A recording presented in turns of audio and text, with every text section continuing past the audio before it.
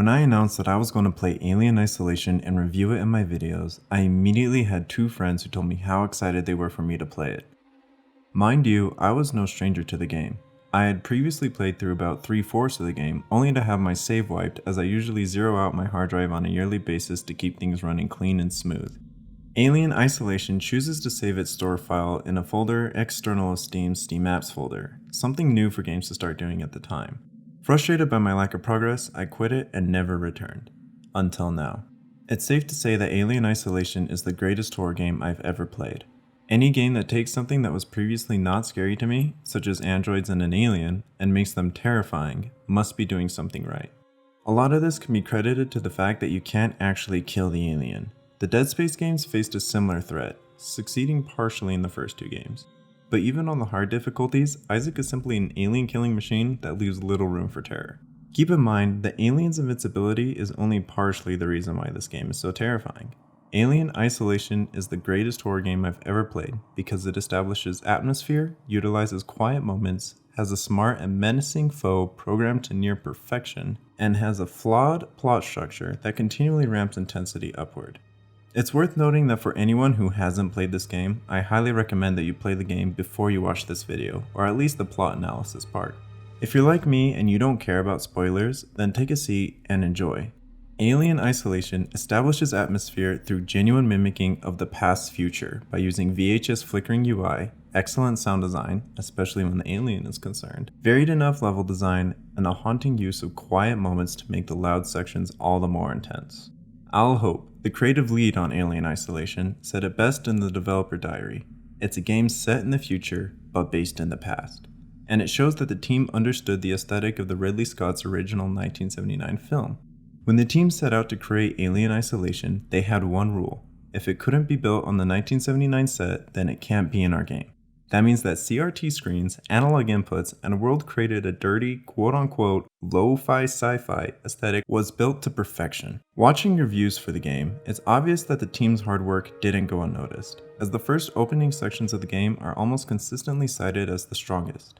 The world that Creative Assembly managed to bring to reality, not just mimic, is highly authentic in its showing. Never once is the player pulled from the world. All terminals, save points, and hacking are done in real time, meaning that the player can still be ambushed from behind while their face is buried in a monitor. Looking from side to side while saving and seeing an enemy down the corridor is one of the most intense experiences that gaming has to offer. While the player is interacting with the technology, they are usually pulled back from it just a bit to see the desk, switches, and random miscellaneous objects strewn about. The creative team knew that CRT was a major part of the Scott aesthetic and went to great lengths to recreate this. As I was messing around in After Effects to create the intro for this video, I had to wonder, how the hell did they do this? To make UI elements that flicker just like the old VHS tapes from my childhood was no easy feat. The creative team actually recorded their UI elements onto VHS tapes, then started stepping on the wires and generally destroying their equipment so that the UI, quote, didn't just look authentic, it was authentic. All this pulled together to provide a very strong opening to the game. Fans of the original Alien movie will have a magnificent time roaming around the environment, taking it all in. Even for a game that came out at the end of 2014, the game's graphics still hold up today, kinda like how BioShock's Rapture aesthetic still holds up despite an aging engine. All in all, these come together to create a living, breathing world that is further amplified by its sound. Before I start talking about the sound of this game, I'd like to say that I've played games for 20 years of my life using only headphones. I couldn't understand how console gamers use TV speakers, or at most a Dolby surround sound system. I was always a PC gamer with headphones. Thank you to my father for instilling that into me. However, when I moved out of my parents' house, I actually converted to using external speakers, as headphones and earbuds began to give me headaches as I wore them. I've gamed like this for the last year or so, but Alien has made me break this rule. Headphones are a must, otherwise the game just isn't appreciated to its fullest. The station itself is like an old house. It's always making noise. This can lead to the player imagining horror when it's not even there at all. As creaks and thumps happen all around, especially as the station's orbit continually decays, the sounds that the station makes naturally escalate, making you wonder if there's actually something around the corner. This escalates even further once you've introduced the alien. Every movement of the alien is audible. As it crawls around the vents, hisses, screams, and stomps around the environment, the player almost always can hear it. Even when the alien is across the environment multiple rooms away, its footsteps are audible, big, and ominous. When the first Alien movie came out, the alien felt large, monstrous. However, it could still condense itself enough to fit into vents and hunt effectively. This was changed in the movie Aliens, where the aliens felt stealthier and cat-like. It's obvious that Creative Assembly was going more 1979 than 1986, and it pays off spectacularly. The footsteps alone.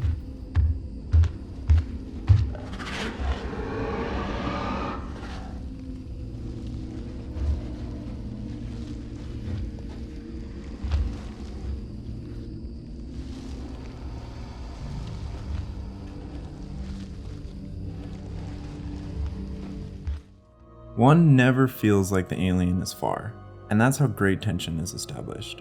Speaking of tension, it's worth mentioning how the motion tracker factors into all this. The motion tracker itself produces a single blip as it detects a dot. As the dot grows closer, the blips continually increase in frequency and build intensity. The motion tracker thus becomes a source of both relief and tension, which tricks the player to use it more, but also escalates the thrill. A smart move both by Ridley Scott and Creative Assembly. Sevastopol Station feels much more like a Dead Space ship than it ever will Star Trek or even the Alien prequels. There's nothing slick or futuristic about this ship. It is definitely a representation of something man-made, designed for efficiency, not wasted space. The team at Creative Assembly seemed to put a specific amount of effort to make each area of the game feel noticeably different. Each area seems to be modeled differently, with the exception of the same crates and beds throughout. They built just enough assets in each area to make exploration still interesting, but refused to make it too hard on them, and it was done very smartly. As I watched other reviews of the game, I could almost always recognize what wing of the station that footage was coming from within seconds, which does speak a lot to the variation. It's obvious that the development team wanted the station to feel like its own character, buckling underneath its own weight. And in one of the developer diaries, a team member actually mentions it taking months to create specific rooms. It's a shame that we don't get more stress-free moments to explore the station, as there is almost always danger nearby. Exploration seems more hindered than it is encouraged. Even on hard and nightmare difficulty, I was able to get most of the supplies I needed just on the basic path. This brings me to one of the game's greatest flaws, turning on the power. It feels like almost every single objective in the game is prefaced by "turn on the power." It's a poor excuse to force the player to explore the wing of the station more, and more creative objectives could have definitely been more thought out. This section of the analysis seems like the best place to mention manual saving. The manual save points, in my eyes, are nothing but a good thing for a game like this. They make the particularly lengthy sections more intense. Their time saving seems to take an eternity, heightening stress, and the fact that the player can't save scum makes them feel more like they're in the world. Some said that this made the game too hard, even frustrating at times, but I never felt frustrated in my 12-hour run through the game. I will say that the medical wing seems like a low point in the station's design.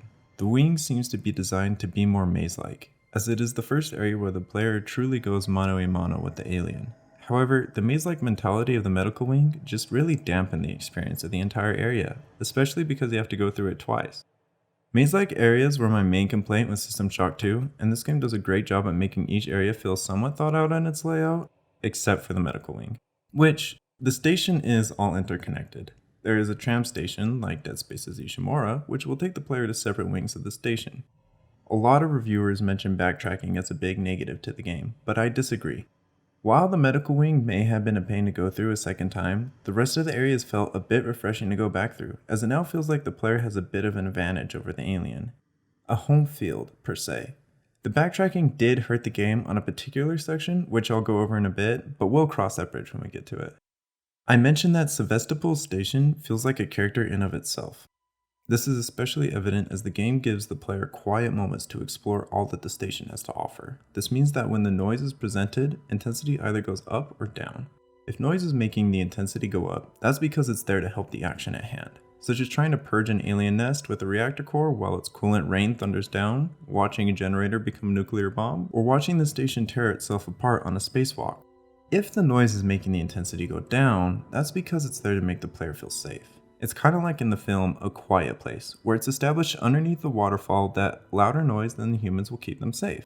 This isn't necessarily true in Alien Isolation, mind you, but levels such as exploring a hostile alien planet and booting up an external ship's power gives the player a similar feeling. Combine all the work put into recreating the aesthetic of the movie, the characterization of the station itself, the sound design, the game's excellent use of quiet moments, and Alien Isolation is almost scary enough just on its own without an alien hunting the player. But that's where the game achieved greatness. The game's namesake has a nearly omnipotent presence throughout the entirety of the journey. The player never feels safe because the alien is programmed to lay stress on and take it off in intervals. The alien will also unlock new traits as the game goes on, making it feel as though the alien is learning. Before I get into how the alien is programmed perfectly to fit this genre of game, I want to talk about two things that the game does correctly. It makes it feel like the alien is always watching, and it establishes what the alien can do through non-scripted events. The alien never feels far away. The player can almost always hear it, see it on the motion tracker, or simply has a knowledge that it is somewhere on the same level. Even on the sections where the alien is obviously not a threat, the player is left wondering if there is going to be a showing from a different alien. The alien's terror is exemplified by what the game both does and doesn't show. This is where survivors are used to the atmosphere's advantage. The survivors provide an obstacle for Ripley, sure, but they also serve a larger purpose. They show what the alien can do. Throughout my entire playthrough, survivors only annoyed me once. Most of the time, one can just run past them without triggering hostility, but they're just trying to survive as well. However, when the alien comes and one can hear the survivors dying, the terror of the alien is all the more magnified. These encounters tell the player that guns are useless on the alien, but they also allow the player to learn more about certain audio cues from the alien as well. Trust me when I say that it is almost scarier to hear the alien ripping survivors apart than it is to see it happen.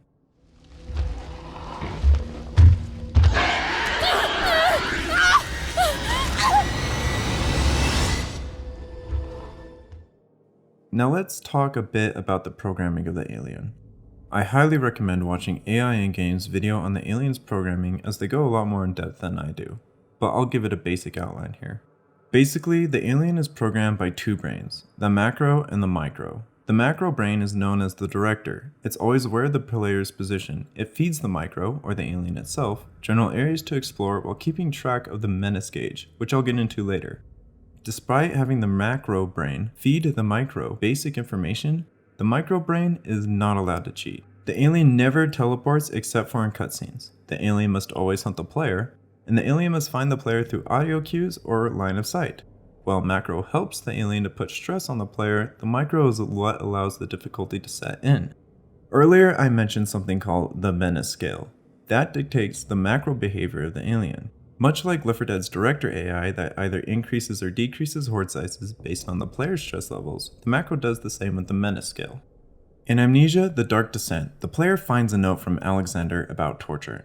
In it, he states that one must allow the body to settle, or the pain to subdue, before inflicting more pain. Otherwise, the victim will grow used to the pain. He actually talks about how a victim can grow more terrified imagining oncoming pain than the actual pain itself. No, I'm not a psychopath. This part of the game just really stuck vividly in my memory for some reason.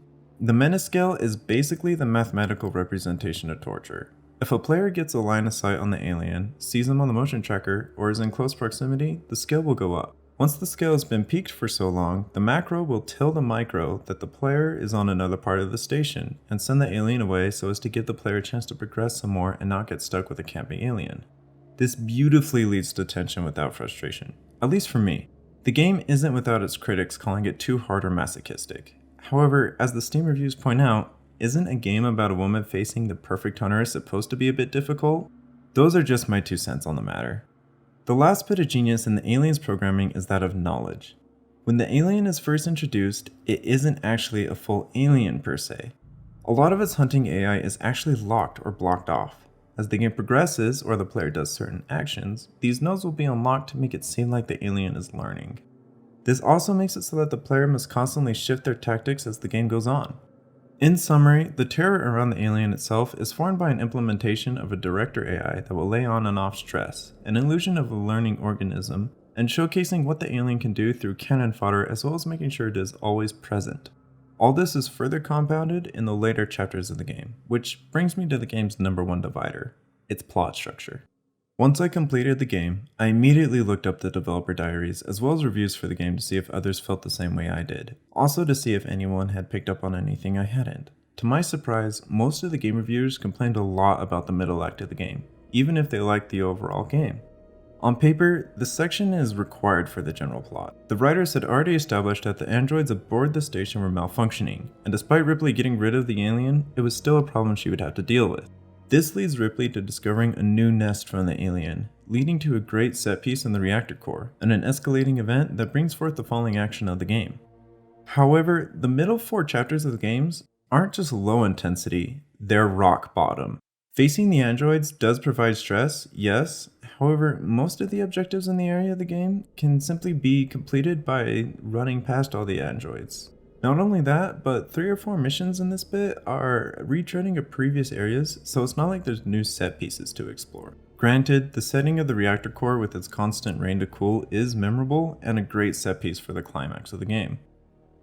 But it doesn't help that it's populated by higher level versions of the androids that are now immune to what of most Ripley's arsenal has to offer. It does make finding the nail gun a bit more rewarding, but not rewarding enough. The nail gun feels more like a relief than it does a triumph, and that's never a good thing. Here is a graph of Alien Isolation's plot represented.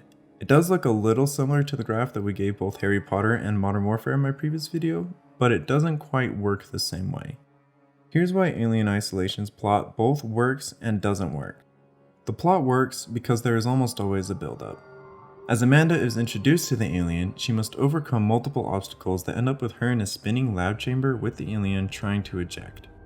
As the station falls apart and loses orbit, time becomes an issue. She must escape before time runs out, a classic Sanderson hook. However, each one of these sections is presented with moments of, oh great, I've got to turn on the power first.